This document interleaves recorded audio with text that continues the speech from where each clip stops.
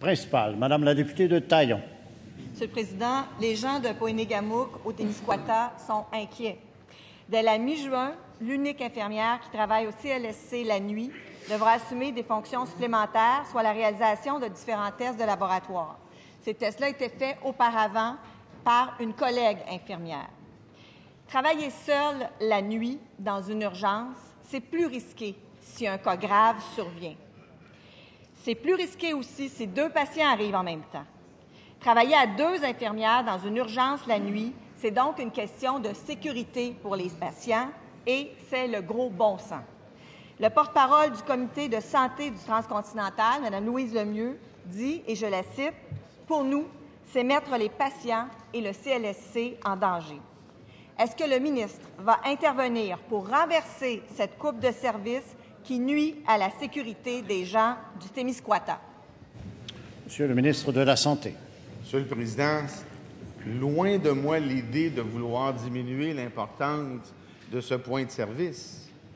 Mais par contre, je rappellerai à notre collègue, comme je l'ai fait il y a quelques instants avec celui de Lévis, Monsieur le Président, que notre collègue s'est acharné à demander à ce que les décisions soient les plus décentralisées possibles. Et encore aujourd'hui, notre collègue se lève pour que je vienne contester une décision qui a été prise par l'administration locale. Et j'ose espérer, Monsieur le Président, en fait, j'ose pas espérer, je suis convaincu que la décision a été basée sur le volume d'activité et aussi sur la sécurité et du personnel et des patients. Je ne peux pas croire, et personne ne me fera croire, que cette décision-là a été irréfléchie. Il m'apparaît donc assez clair qu'il y a des gens dont c'est la responsabilité de prendre ce genre de décision-là. Et encore une fois, comment notre collègue peut-elle se lever un jour, me reprocher une chose et le lendemain me demander de faire le contraire? Première complémentaire, Madame la députée de Taillon. C'est le ministre qui impose des coupes de financement dans les CIS. C'est lui qui les impose, c'est lui qui les coupe. Alors, au CIS Bas-Saint-Laurent, il y a un phénomène vraiment curieux parce que la population constate des coupes, les infirmières constatent des coupes, les médecins constatent des coupes également. 5000 personnes sont sorties dans les rues pour protester contre ces coupes. Tout le monde voit les coupes, sauf 3 personnes. Le ministre de la Santé, les députés libéraux de Rivière-du-Loup et de Côte-du-Sud.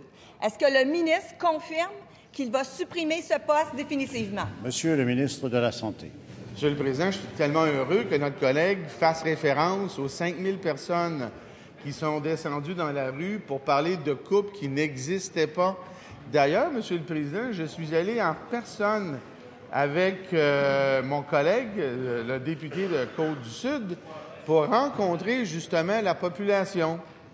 La population qui pensait, parce qu'il y avait des gens au comportement un peu agitateur, qui faisaient croire qu'il y avait des coupes, mais il n'y en a pas. Et non seulement il n'y en a pas, je suis allé en personne en faire la démonstration. Alors, Monsieur le Président, je veux bien leur répondre aux questions très théoriques, mais je réponds par la pratique. Il n'y a pas de Deuxième complémentaire, Madame la députée de Taillon.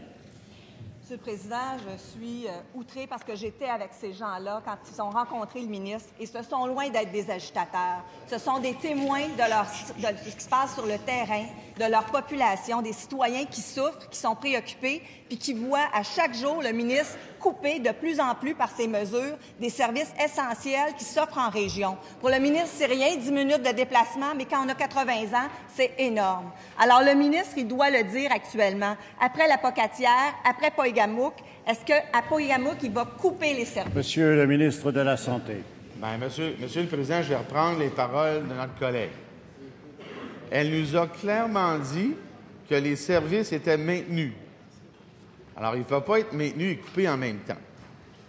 Elle n'a pas fait référence au fait qu'il y avait des coupures. Elle a fait référence, Monsieur le Président, à la distribution du personnel.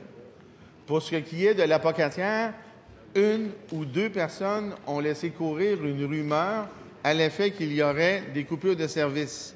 Je suis allé sur place faire la démonstration claire, nette et précise et rapportée dans les journaux. J'ai rencontré les élus qui ont compris qu'il n'y avait pas de coupure et c'est juste qu'il n'y en aura pas. Alors, cela met fin à la période de questions et de réponses orales.